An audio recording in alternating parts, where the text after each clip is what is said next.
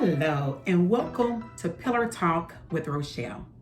I am your host, Rochelle Armstrong, and during each episode, we're going to have guests from different backgrounds, different professions, who have different experiences, who will pick one pillar from my book, Simply Complex, Leading Out of Authenticity. And they'll use that pillar to really describe how it has shaped them into becoming the person they are today. So today, I have one of my favorite people, or favorite humans in the whole wide world, my youngest daughter, Dejah. Say hello, Dejah. Hello, Dejah. See the sarcasm I have to put up with? So what's really cool about this interview is all the other interviews we've had to record over Zoom. And to stay consistent, I actually attempted to do it over Zoom this morning. But with us being in the same household, even with her going in the basement, we were getting a lot of background noise, a lot of lag time. So it just makes more sense that we just sit here together and we do this interview. So are you ready, Dejah, to jump right in? Let's do it. All right, so the pillar Dejah is going to focus on is Simply Complex. Yay. And so, Dejah, before we get into the pillar, tell us a little more about yourself and speak into the camera. You got it. I'm Dejah. I'm her favorite child, most people's favorite person. I'm 17. I go to Central High School, and yeah. All right. So, Dejah, unlike other guests, a little difficult. I wanted her to pick a pillar, and she thought that she could speak eloquently and confidently about any pillar. And so we thought it was really cool, since my cousin Toya made us these really cool t-shirts for my book signing, that we wear the t-shirts today. And I said, well, why don't you just do Simply Complex? And so we're going to go ahead and get into her interview. So, Dejah, when you think about Simply Complex, in your own words, what does that mean to you? And speak to the people. Let's see. I don't really know. I think of it as being like, even though people may see you as one type of way, kind of the inside-outside thing, where on the outside you may seem simple, but on the inside there's many layers. Like how Shrek says, like an onion, the deeper you go on the inside, there's more and more. Yes. So when you think about being more and more and just knowing your personality type and how you're innately wired up, how would you describe yourself? Very awesome. But I guess in Simply Complex terms, like I said, like an onion, I guess. It's like, on the outside, people may see me as some type of way, like society, I guess. But on the inside, I'm like, just me. I like comic books. I like to read. I like to watch a lot of TV. Yeah. Okay. Well, I tell you what, I know recently she went to Center College. She was in the Governor Scholar Program, and daily we got updates on her experience. And so what I'm going to do is have Dejah explain Simply Complex by really sharing her experience in the Governor Scholar Program. You want to go there? Sure. Okay. So tell us a little more about just the dynamic of the program, the type of students who were in the program, and I trust that you can tie in Simply Complex as you share that experience. Okay. There was a lot of it around there too. So for those who don't know, the Governor Scholar Program is basically like nerd camp in the summer on a college campus. So I was in Center College in Danville. And so it was supposed to be like a non-competitive environment. We were a community because we competed already to get in, like applications, essays, that kind of thing. And so a lot of us, and especially the people in smaller towns, because everybody was from Kentucky, a lot of us were seen as like, I don't know, one type of way. So a lot of them would be from like Pikeville, which is 4 hours from Louisville, Eastern Kentucky, very country, at least that's what we think. One of my hallmates actually that I lived with, she was from Pikeville, and me and my friends thought that she would be like very conservative, very Republican, like think one way about something, but actually she was very liberal. Her whole family had been like that her whole life. And so a lot of it was having conversations with different kind of people and discovering that they were more complex than the kind of ideas that maybe us from Louisville had of people from Campbellsville or like really deep Kentucky or things like that.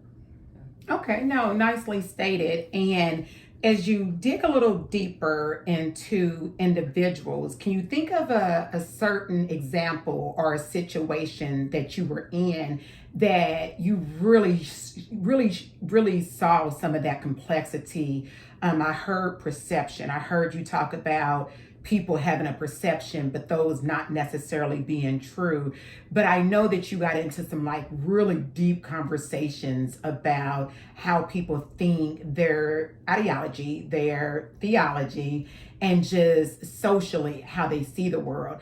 And so, what, if any, specific examples you may have to really speak to the complexity of people there, including yourself? Actually, a really good one. So there's this girl named Abby, and she, I forgot where she's from. I think maybe Owensboro. She's near Owensboro, and she said she was like moderate, but she was pretty conservative about some things like abortion and like sexuality and that sort of thing. But then one day we were playing a game because that's all you could really do there. We were playing a game and somebody brought out like a stack of paper cups, and it was like a whole bunch of them, wasted the environment, and she got really angry. And so it turns out she's really into the environment. She's really into conserving things on the earth. She believes in climate change, which surprisingly you don't know how many people there are like against certain things. But from what we heard of her before, you wouldn't think it, but she was in agribusiness. That was her focus area. She's really smart when it comes to things like the environment, knows a lot more than most people I know, even if they're liberal, conservative, doesn't really matter. So that's definitely an example that first popped to my mind about somebody who's complex, even though the outside she looked very simple. Oh, I like that. And so let's go in a different direction. And I'm going to ask more specifically about you, how you've been raised. You are definitely an independent thinker. Like, we can only share so much of our insight or what we think you should do, but you're definitely one to think for yourself, and you do your own research and you make your own decisions. And so while you were there, how did you show up and how did you share your views based on your background, your DNA, and just the complexity of you as a person? I think, like you said, I did a lot of research. So while I was there, I actually read a lot. And I guess, I don't know, maybe it was being surrounded by so many people that are different from me, like so many white people. I read a lot about race and stuff. Like, I read a book about James Baldwin. I read a book by James Baldwin.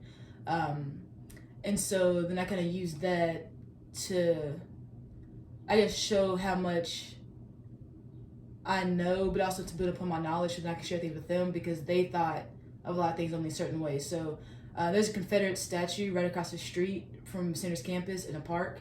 And after we came back from looking at it, we were talking in a class, and these two girls were kind of like, well, it was the times, like that's just kind of what some people did, like slavery, blah, blah, blah, blah. But then I had to kind of share with them, I think, especially because I'm kind of quiet in those environments, because I'm not the person that talks first. I just see what everybody else says, and then if I ask them to contribute, then I'll actually talk.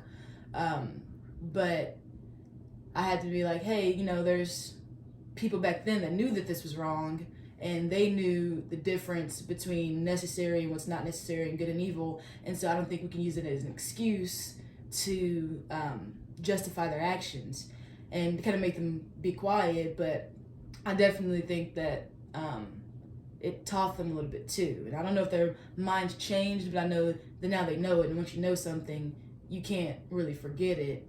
And so maybe that helps you change their views. And I had a lot of conversations like that. But yeah, there's definitely, I think they probably expected me to be some type of way because I'm black and all this kind of thing, even though I was there. But a lot of times I have to share what I know to show, like, hey, this is different. So I like that example, and I think that it was really meaningful in the sense that you did touch on race. And so for our audience, give them the ratio when it came to the number of people who were there based on race and or ethnicity, maybe specifically Black. I don't know all the percentages, but number-wise, I know there were 350 to like maybe 360, I don't know. But out of that number, 12 of us were Black. There were 2 Black teachers, and I think percentage-wise, there were maybe 10% Asian, I think, or something like that. Maybe 13%, something like that. But yeah. Okay, so I thank you for sharing the numbers, because I think it is important for people of the same race and other races to know that when you as a young Black woman shows up in a predominantly white environment, that you may have, I don't want to put words in your mouth, so I'm going to ask you specifically, but it could be a little uncomfortable, or it can be, you show up and you're there because you put in the work and you met the criteria of being in the program. But what was that experience like for you, being just maybe one of 12, you said, Black people on campus, maybe let's say 350 people? What did that feel like to you? It was a little almost like you have to represent the whole race, which is something that you may read a lot about, the generalization of Black people. So it's like, oh, one white person does something, that's just them as a single individual, one circumstance. But if one Black person does anything, that represents the whole race. And so it almost felt like that, especially because I didn't share a class or a room or a hall with any other Black person. So it felt like I'd have to step up and say things. And my teacher didn't make me. I even had a conversation with one teacher that was like, hey, I'm not going to look towards you when we talk about race to explain things. But when they would say something about, say, Confederate statues or about their hometowns, because a lot of them came to towns that maybe, it wasn't that much more. Their school was probably 350 people, at the same at GSP. And so felt like I had to teach them, I guess. It's really like that. But I was fine with it. Okay, but you were fine with it. I like to confront people about things. You definitely do. She definitely gets that from her dad, and never backs down from a debate. At one point, you were on the debate team, right? And have a law magnet. Mm-hmm. So unlike her mom, who sometimes will avoid conflict, she does not get that from me. She gets that from her dad. So with that being said, was there ever a time that you didn't have a sense of belonging, whether in your dorm or your general studies or in the larger program? My dorm was pretty chill, because even if not everybody had the same ideas or whatever, my roommate was cool, and the another girl I hung out with was cool. But I think it'd be certain moments. I guess I couldn't even pick a certain group, but sometimes they'd be talking about Taylor Swift songs, because a lot of them were obsessed with Taylor Swift, and I don't really care about her. Or okay. I don't know what the hype is about her, but I guess she's cool.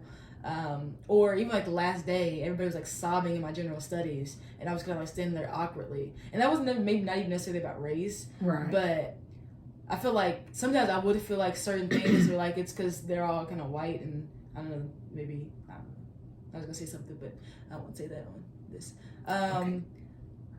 It was I don't know, some type of group thing that they all kind of understood. So maybe even when Black people hang out, maybe somebody else, a white person, feel left out, because there seems to be some sense of we all know how we feel about certain things versus how they would. So no, and I like that explanation, because what I do want our audience to know, our listeners to know, is that you have a very eclectic taste when it comes to music and when it comes to reading. And so you listen to all genre of music, like even more so than I do. So specifically and personally, you're just not a fan of Taylor Swift.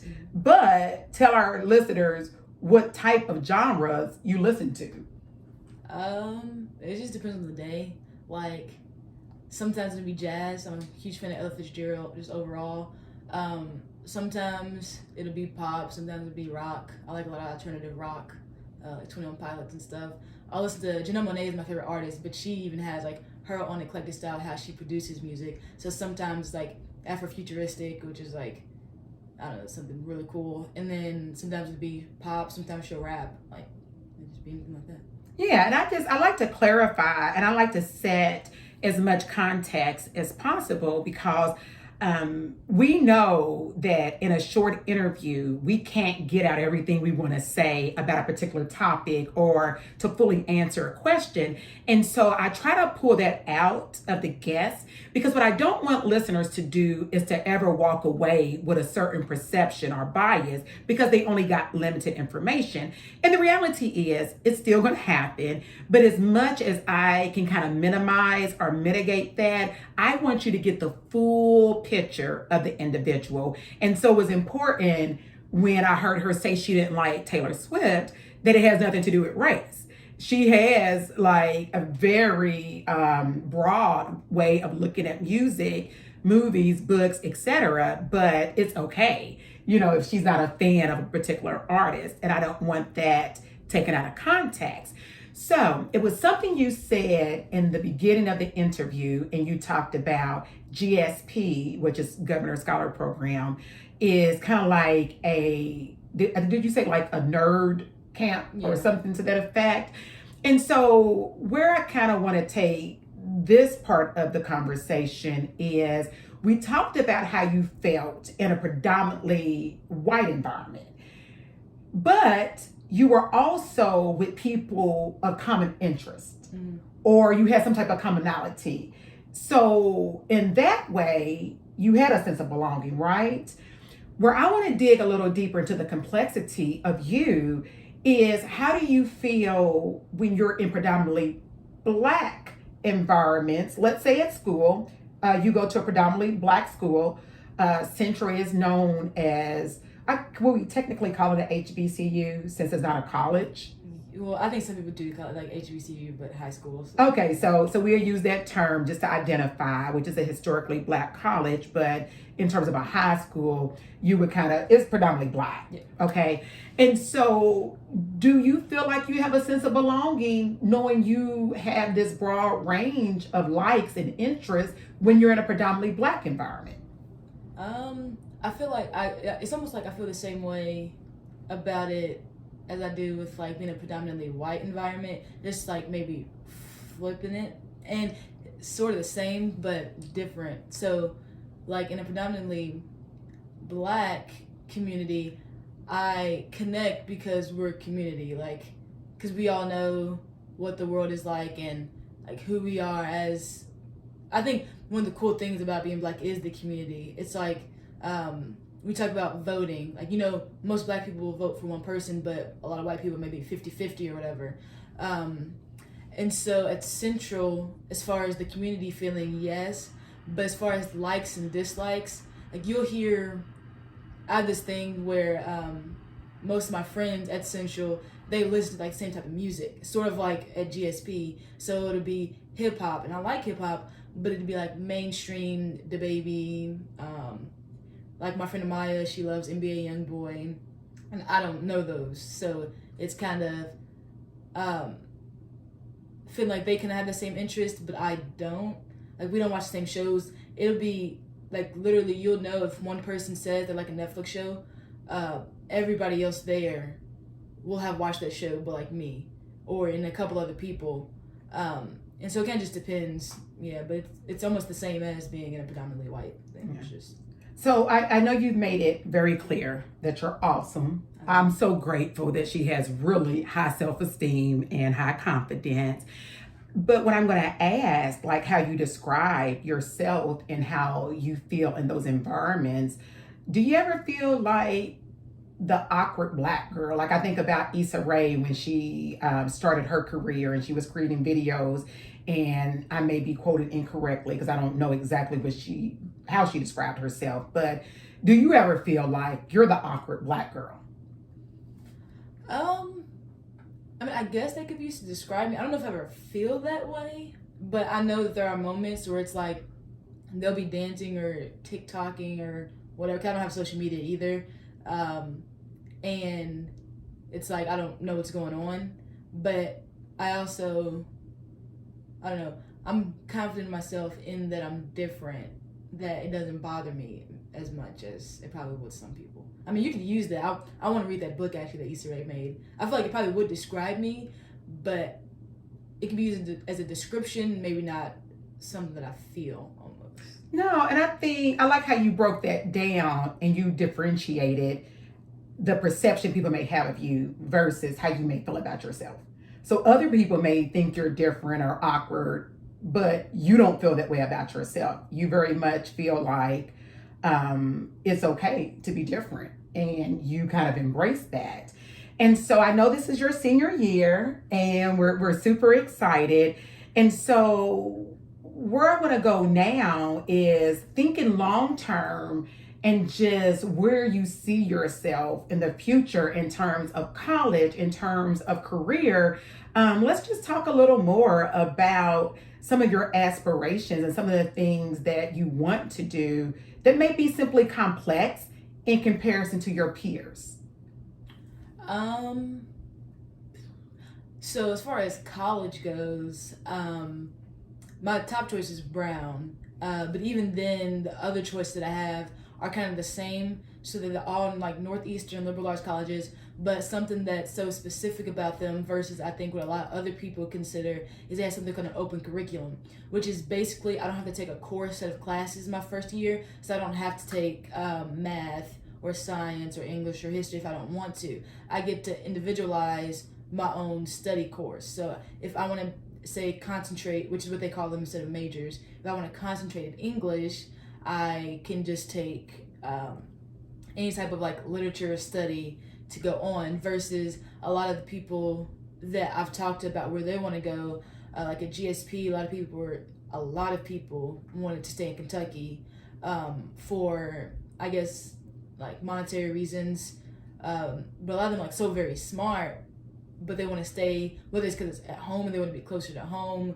and they're scared to leave because a lot of them haven't left barely their hometown, let alone maybe the state, or at school. A lot of them are just kind of like, I just kind of want to go wherever. I know a lot of people who play sports, so they want to go maybe for basketball, or some people just don't know, which is, for me, is weird because I can imagine like not applying right now, figuring out where you want to go right now. So that's definitely how I differ from others. And then as far as careers go, I don't really know.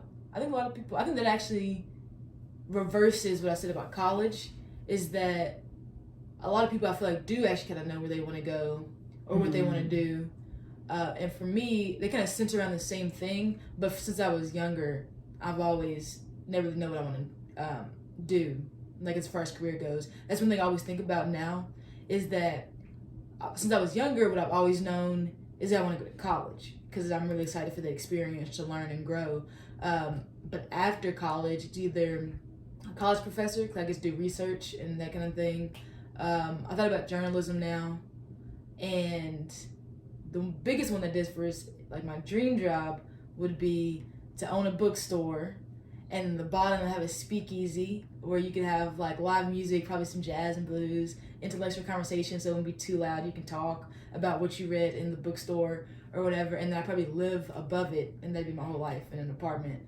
And people think that's really weird, but they always say, like my friend Molly, my roommate at GSP, was like, yeah, I could see Dejah having like one bed, like one couch so nobody has to come over, like a kitchen, and like a really nice shower, and then that'd be how she lives her whole life. Molly sounds like she knows you. Like 5 weeks, she summed you up nicely.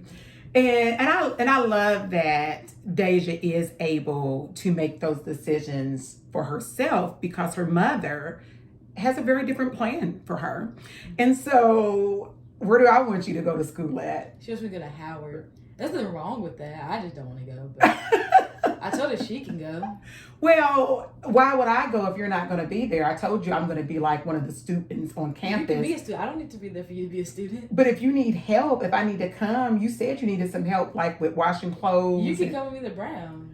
Providence is a really nice town, actually. They're a foodie city, so if anybody wants to come and do my laundry, it doesn't have to be her. If you want to come move with me. Okay. Kat, if you're listening, I'd accept you. The kids are a handful. I won't be as busy as they are. So. Wow. So we're going to let Kat just kind of If she wants to, yeah. Right. So is Jacob going to take care of the kids? Sure, yeah. Okay, great. Okay, so back on focus. So the reason why I really wanted Dejah, and I said wanted past tense because I don't know if it's going to happen, but you're going to still apply at Howard, right? Is I've always heard great things about HBCUs for people of color. And I mean that like ethnicity wise, not just race wise, because when you live in predominantly white spaces, like we live in Louisville, Kentucky, and because it's home, I do feel like I have a sense of belonging, but just like her experience at GSP, even as a parent, I feel like a lot of times when we walk into predominantly white spaces, whether if it's at their program or at a restaurant or at the mall sometimes, like although this is the 21st century, you still get stares. Like you still kind of get this energy like you don't belong there. And I just imagine like what would it be like to be in an environment where I wake up and I show up and I'm not looked at, or I don't feel energy like I don't belong, or feel the need to have to code switch. Now, Dejah made it very clear. She does not code switch.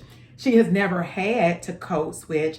But one thing I've told her and her older siblings, who are very authentic and true to who they are as well, is I'm glad they didn't have to. But I did a lot of my career in order to get into spaces that I otherwise wouldn't have been able to get into if I came from my background of speaking a certain type of way. And if I didn't further learn and grow and get educated. It is not saying that everyone that is educated is going to get into certain spaces. And it definitely doesn't imply that they're better, right?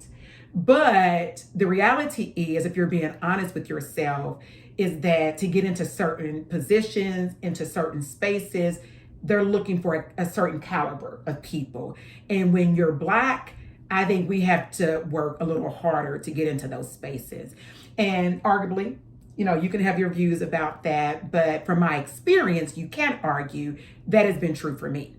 And so I want my children to have experiences that I never had, or to be exposed to things that I wasn't exposed to. So like even her going to Central, I absolutely love it. And I would like to think it's still pretty diverse, not just in race or ethnicity, diversity of thought, and just, I love it. It's just so community-based. As she stated, I see that at Howard.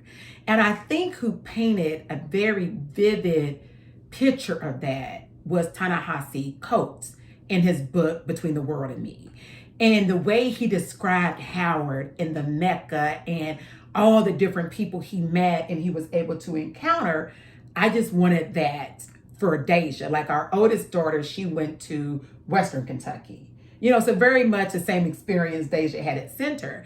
And as she stated, once you go through this program, you pretty much get a full ride at any college at Kentucky, right? Mm-hmm. And so we so believe in her and her dreams and what she aspires to be that we're definitely rooting for her to go to Brown.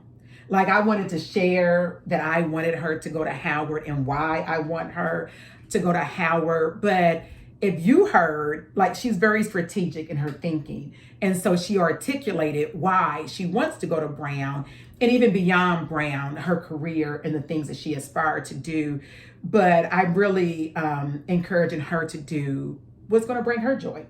And sometimes that dream may be different from you as a parent.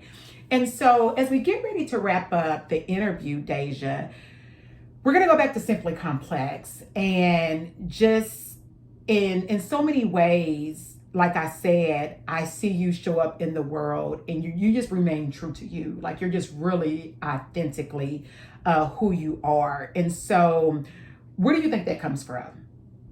Where do you think just the confidence, just the attitude that you have? Again, I believe in the whole nature versus nurture, but just in your own words, do you think you're simply complex? If it goes in the way that I described it at the beginning, whereas people may see me as a certain type of way, simple type of way, but I'm different inside, then sure. Yeah. Okay. And so, through the podcast, I'm hoping that we're encouraging and we're inspiring people to be their authentic selves and to just really own who they are. But I think sometimes we just don't know who we are, or if we do, like, where does that come from? So for you, where do you think that sense of confidence of just being who you are comes from? Maybe a couple different places. As far as like what I like and not being afraid to be like, hey, I like comic books or whatever. Like maybe out of spite, probably sometimes. It's like I've had comments in middle school where somebody was like, oh, I didn't know you read, or oh, I've had not a lot of black women read comic books. I was reading a graphic novel or whatever. And so I'm like, okay, yeah, so I'll just keep reading them or whatever. Another place maybe is that, I don't know, it's kind of like everybody is different, and I understand that, because even if I have plenty of friends who you may look at them a different way, but like my friend Bree, you may see her as some type of way, but she's really into the Vampire Diaries and all kind of weird stuff, which of course I call weird, but she calls it I like weird. So, but also knowing that what makes us, I think, a collection or a community is that everybody's scared to be different, but I also think everybody wants to be different, but we're all the same in that we want to be different. So it's kind of like, just be who you are, because some people may like it and some people may like it, but you can't change how people think, but you can change, I guess, how you think of yourself. And I've just always been like, hey, I'm just going to be me. Brilliantly stated, kid. So you have it. Authentic people, real stories. Dejah, as we wrap up, do you have any closing remarks or any questions? Nope. All right. So thank you so much for your interview today, Dejah. Thank you, audience, for tuning in. This is the season finale of Pillar Talk with Rochelle, and I hope that you all tune in season 2. We're going to do a lot of different things. I got a team. Actually, she's my production team of one person, but her daddy held it down for her in her absence when she was gone for 5 weeks. But just trying to be creative. Please send me an email or go to my website, go to the contact form. Send me some ideas. Like, the concept will stay the same. We'll pretty much keep the same premise or the focus of the podcast, but I kind of want to switch it up in season 2 and just interview different people. If old guests want to come back, we welcome them too. But we just want to continue to interview authentic people and share real stories. So thank you for tuning in. Rochelle Armstrong, leading authentically.